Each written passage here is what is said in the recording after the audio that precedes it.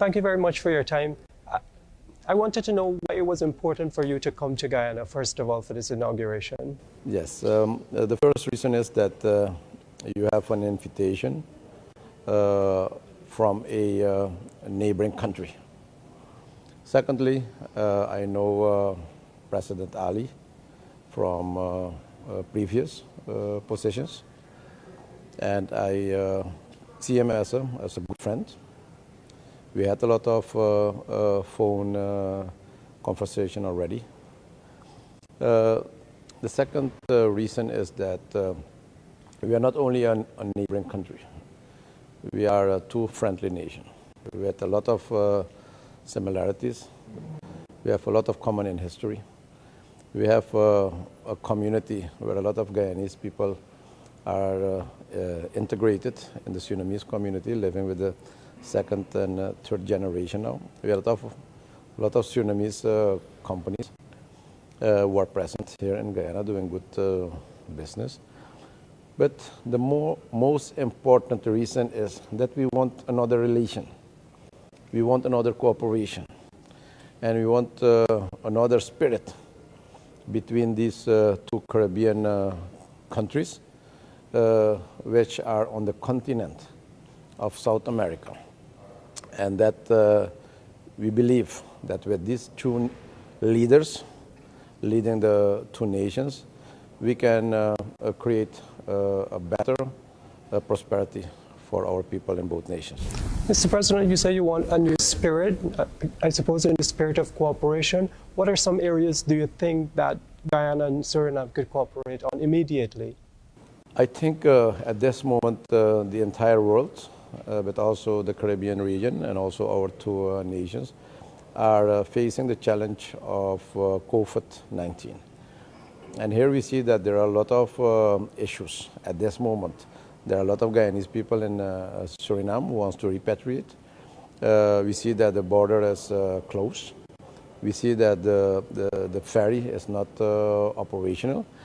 And we see the impact also on doing business.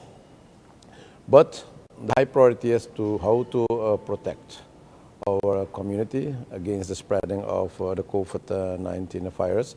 So this will be the first step, what we will take, and the agreement has been made already, that we will work now in a new structure of dialogue on the highest level of presidency with a lot of sectors of policy, and one of the sectors of policy with high priority is the health sector, to have good coordination and communication between Suriname and Guyana to deal with this issue, so that those issues which I have mentioned can be solved as quick as possible.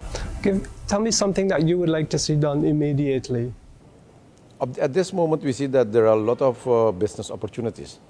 And we are confronted with a very high financial crisis. And we're dealing that with international institutions. But here is Barbados in our region. Here is Guyana as a neighboring countries, which is facing a similar situation. Let's learn also from Guyana and Barbados how they are dealing with this financial crisis. But secondly, invite the business community. There are some low-hanging fruits.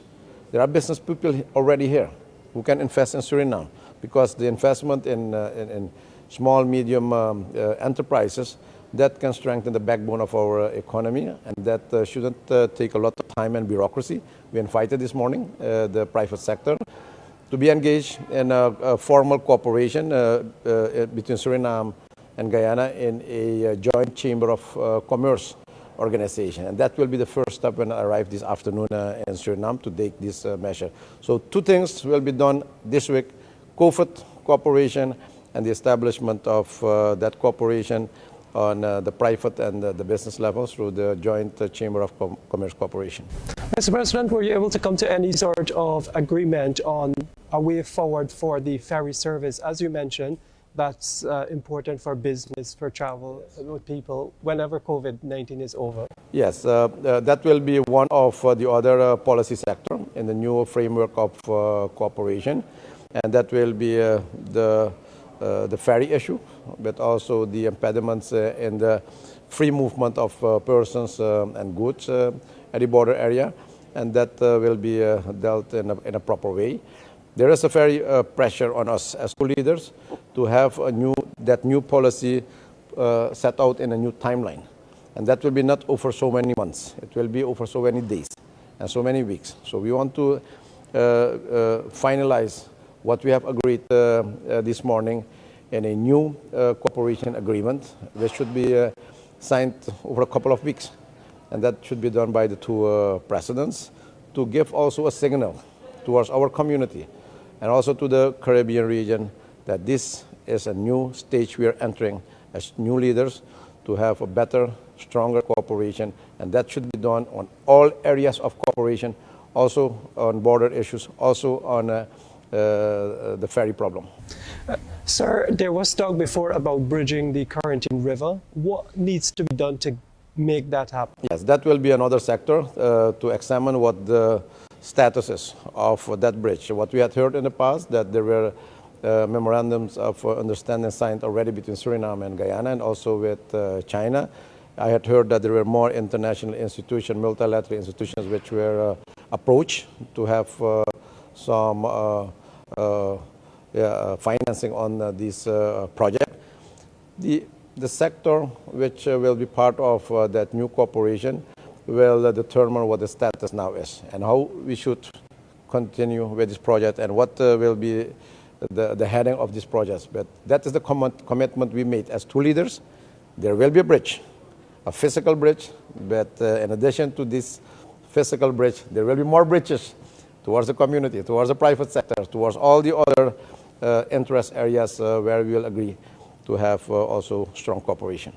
And Mr. President, that cross-border activity between Guyana and Suriname has led to piracy and crime. Any discussions about how those could be addressed? Yes, that will be another sector in that new framework of cooperation, how to deal with the security. And the security is a very comprehensive issue and is comprising a lot of sectors. We have the security in the border area, we have the security in our coastal area, we have the security in the fishery sector, we have the piracy issue, but also we have security in the cross-border activities.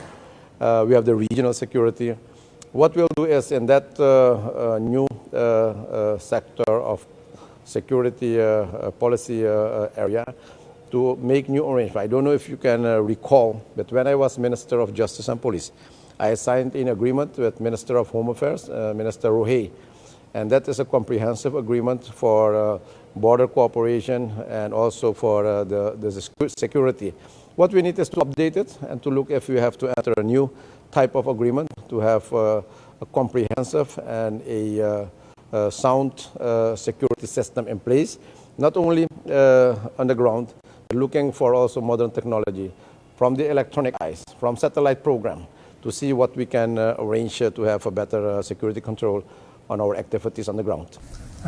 Mr. President, it seems like you've dealt with a lot in Guyana, in the Caribbean. People are accustomed to leaders talking a lot and not doing. What will make this different? The difference will be in commitment from the highest level. The difference will be that we'll be in charge of monitoring all what we have agreed. The difference will be that we'll have a target line combined with a timeline, and that will monitor closely that if we are achieving all those goals what we have agreed.